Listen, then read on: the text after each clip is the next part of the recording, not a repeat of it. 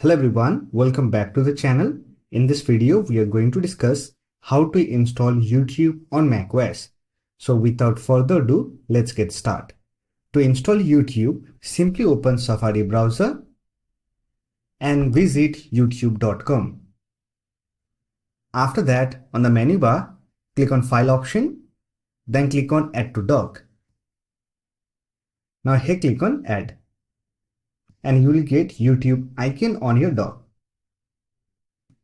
Simply click on the icon to open YouTube, and it will work as a standalone application on your macOS. You can also open YouTube from the Launchpad.